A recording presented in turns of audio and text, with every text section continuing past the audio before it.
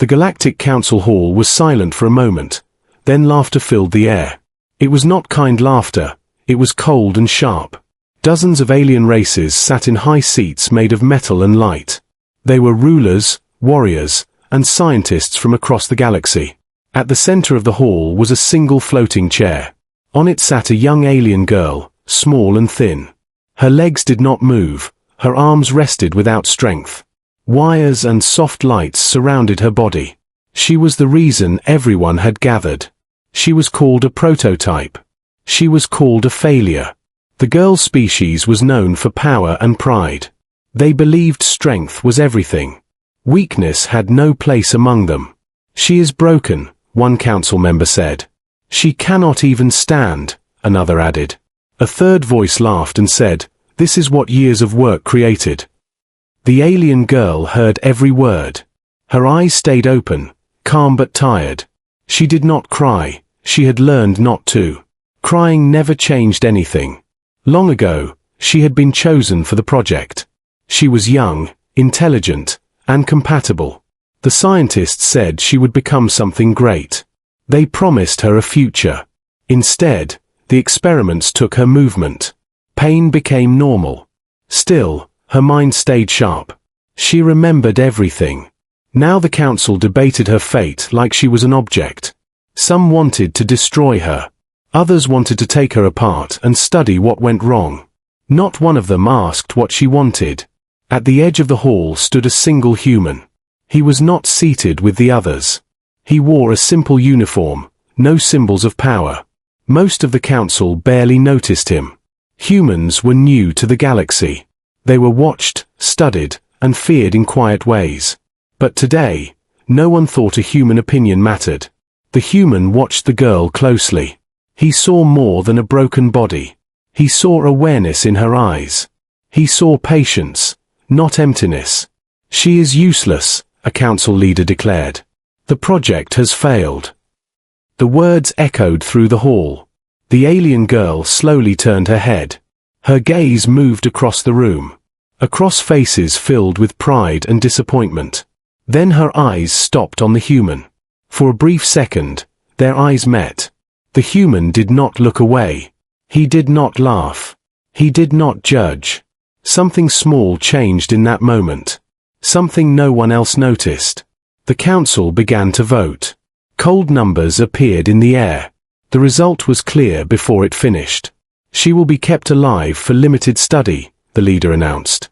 "No more resources will be wasted." The laughter returned, louder this time. The alien girl closed her eyes. She expected nothing else. But the human's hands tightened at his sides. He felt anger, but also something stronger. Curiosity. He had read the reports. He knew what the others feared about humans. He also knew what they misunderstood. As the guards prepared to move the floating chair away, the human took one step forward. It was small, but it broke the pattern. The council noticed him now. "Do you have something to say, human?" a voice asked. The human looked at the girl again, then back at the council. "Yes," he said calmly. "I think you are wrong." The hall fell silent once more. Not from respect, but from surprise. The galaxy had laughed at the broken alien girl. But the human was not laughing at all. The council hall slowly emptied. Powerful aliens left in groups, talking and laughing.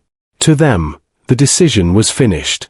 The floating chair carrying the alien girl moved through long metal halls. Guards walked beside her, their faces blank. She stared at the ceiling lights passing above her, one by one. She did not feel fear anymore. Fear had been burned out of her long ago. What she felt now was emptiness. They brought her to a quiet research chamber. Cold, clean, and silent. Machines surrounded the room, waiting to watch her fail again. The guards locked the door and left. For the first time that day, she was alone. Minutes passed, maybe hours. Time felt slow when nothing changed. Then the door opened softly. The human stepped inside. He moved carefully, like he did not want to scare her.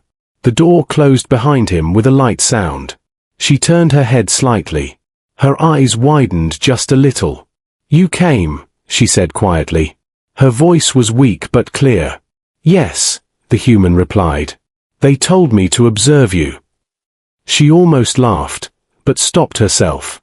"Everyone observes," she said. "No one listens." The human pulled a chair closer and sat at her level. Not above her. Not below her. "My name is Aaron," he said. "You don't have to answer, but I would like to know your name."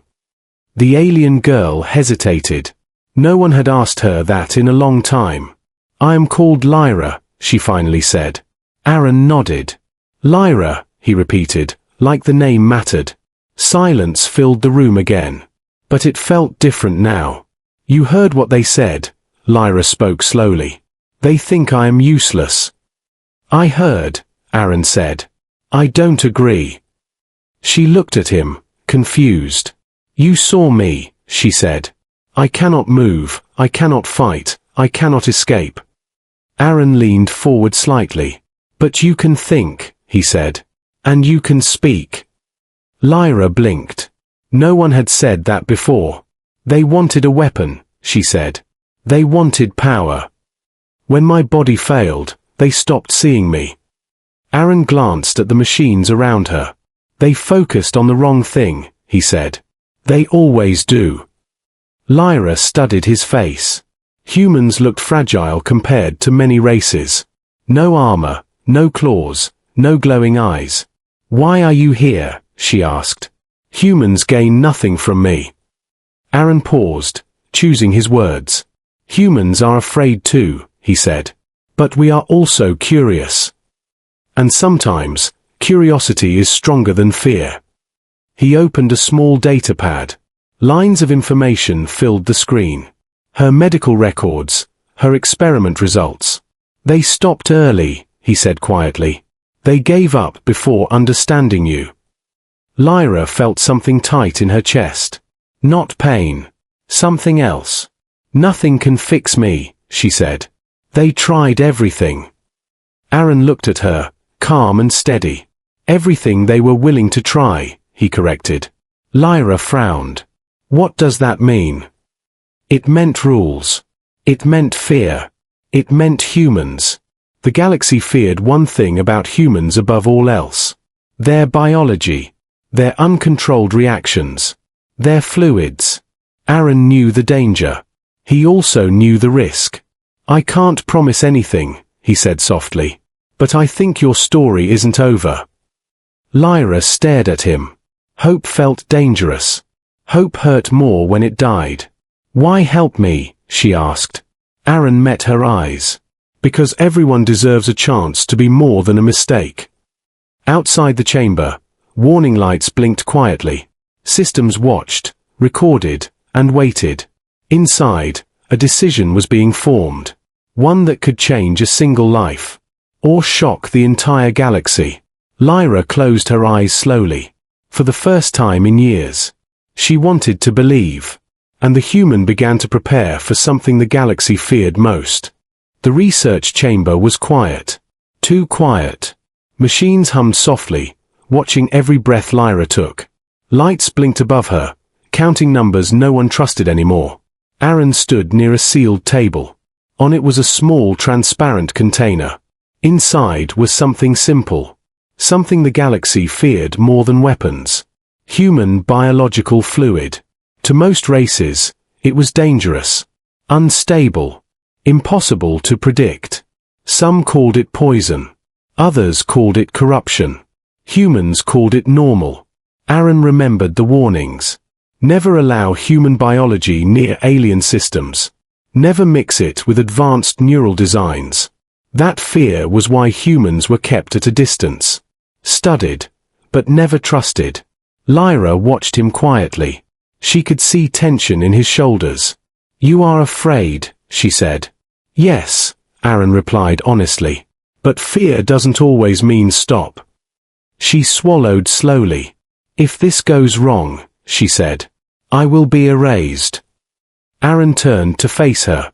"If this goes right," he said, "they will have to see you." Lyra closed her eyes for a moment. Pain she understood. Hope was harder. Do it, she said softly. Aaron activated the chamber locks. Red lights flashed. The system did not like what he was about to do. Warnings appeared on the screen. Biological risk. Unauthorized action. Aaron ignored them. He carefully connected a thin injector to her neural interface. His hands were steady. His heart was not. The fluid moved slowly through the clear tube. A single drop entered the system. At first, nothing happened. The machines continued their quiet sounds. Lyra felt no pain, no warmth, no change. Aaron held his breath. Then the lights flickered. A sharp tone echoed through the room. System alert. Lyra gasped. Her fingers twitched, just slightly. Aaron's eyes widened. Did you feel that? He asked. Yes, Lyra whispered. I felt something. The monitors spiked suddenly. Energy levels rose fast. Faster than expected. The system tried to shut down. But the reaction did not stop. Inside Lyra's body, something awakened. Neural paths that had been silent reacted. Signals moved where nothing had moved before. Pain rushed through her, sharp and deep. She cried out, her voice breaking the silence. I'm here, Aaron said quickly. Stay with me. Her hands clenched slightly. Not fully, but enough. Outside the chamber, alarms began to sound. Guards stopped in the hall, confused. What is happening? One voice demanded over the system. Inside, the machines struggled to keep up. They were not built for this. Not built for human chaos. Lyra's breathing became fast. Her body shook. But she was not breaking. She was changing. Aaron realized the truth too late. The galaxy was wrong. Human biology was not poison. It was a catalyst. The fluid did not fix Lyra. It unlocked her. Her species had designed the prototype to be perfect. Controlled. Limited. Humans had no such limits. The system screens cracked. Data overflowed. Power surged. Lyra's eyes opened wide, glowing faintly. She lifted one finger, slowly, painfully. But she lifted it. Outside, the council members felt the energy shift. Sensors across the station screamed warnings. This is impossible, someone said. Inside the chamber, Aaron stepped back, shocked and afraid, but also amazed. Lyra looked at her hand. Tears filled her eyes. I can move, she whispered. The alarms grew louder. Security forces rushed toward the chamber. The galaxy was about to discover its mistake, and it would not be able to undo it. The alarms spread across the station. Red lights flashed in every hall. Guards ran toward the research chamber with weapons ready. Inside the chamber, Lyra's breathing slowly began to calm. Her body still shook, but it was different now. It was not weakness. It was effort. Aaron watched the monitors, stunned. The numbers did not make sense. Energy levels were higher than any record. But Lyra was alive. She should not survive this, a system voice warned. But Lyra did more than survive. Her fingers moved again. Slow, painful, real. Aaron stepped closer, careful. Lyra, he said softly. You're doing this. She looked at him, tears on her face. I can feel myself, she said. My body is listening. Outside, the chamber door shook as security arrived. Open this door now, a commander shouted. The system tried to lock itself down. But the power surge pushed back. Human chaos mixed with alien design. And control slipped away. The door opened. Guards rushed in, then froze. They saw the data screens. They saw the energy waves around Lyra's chair. They saw the impossible. One guard whispered, "She's not broken." Behind them, members of the Galactic Council arrived. Their faces changed as they looked at the scene. Shock replaced pride. This was not approved, a leader said sharply. Human, step away. Aaron raised his hand slowly, but Lyra spoke before he could answer. Stop, she said. Her voice was still weak, but it carried weight. All eyes turned to her, some in fear, some in disbelief. "I was your failure," Lyra continued. "You laughed. You turned away." She focused her mind. Pain burned through her nerves. But she pushed. Her hand lifted from the armrest. Slow, shaking, but clear. Gasps filled the chamber. "She moved," someone said. "That's impossible," another replied. Lyra lowered her hand, exhausted. But she smiled. A small, real smile. "You said I was useless," she said. "But you were wrong." The council leader stepped back. "This changes nothing," he claimed. "She is unstable. She is dangerous." "Yes," Lyra replied calmly. "I am." The words sent silence through the room. Aaron understood then. She was not just healing. She was becoming something new. The project was never meant to evolve. It was meant to obey. Human biology had broken that limit. Sensors screamed again.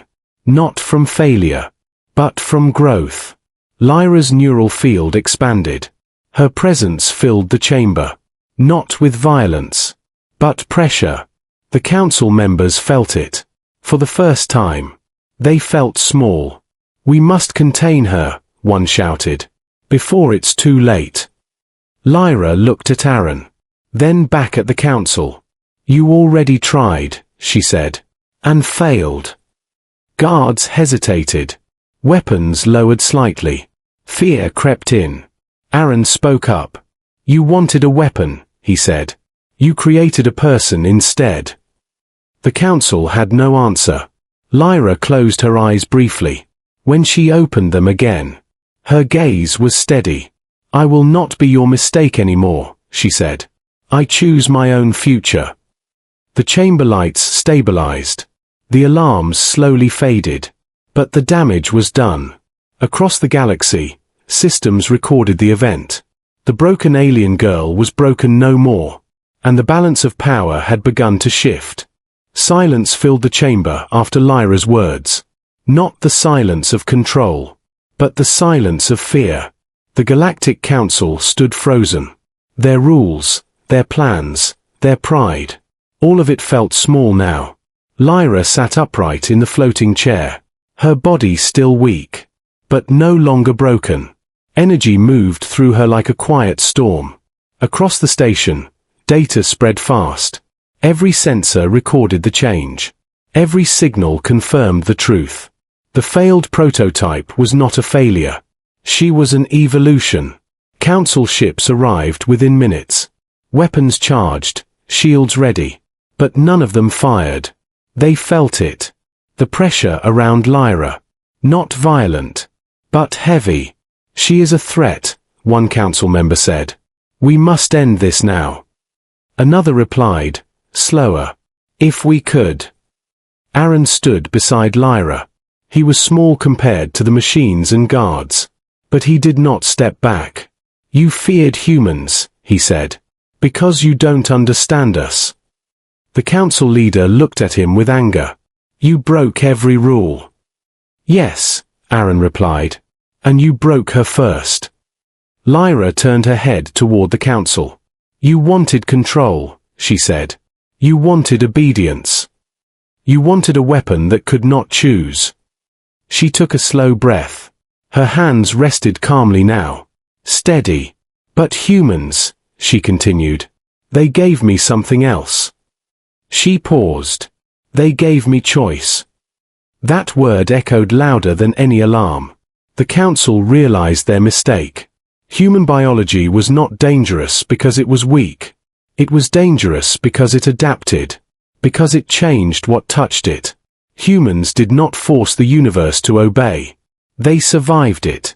Lyra's systems stabilized. Not limited. Balanced. The prototype project was shut down across the galaxy. Too many questions.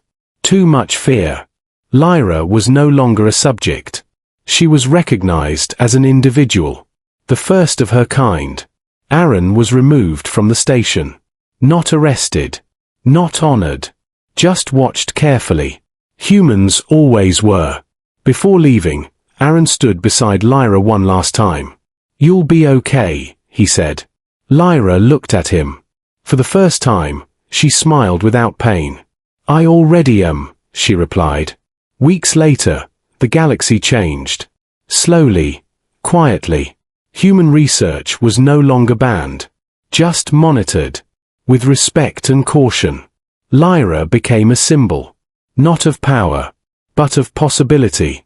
The girl who was laughed at, the failure who stood up, the mistake who chose her own path. And the galaxy learned something it could not forget. Never judge a species by fear. Never call something broken before understanding it. And never laugh at humanity. Because what humans carried was not poison. Not madness. Not chaos. It was survival.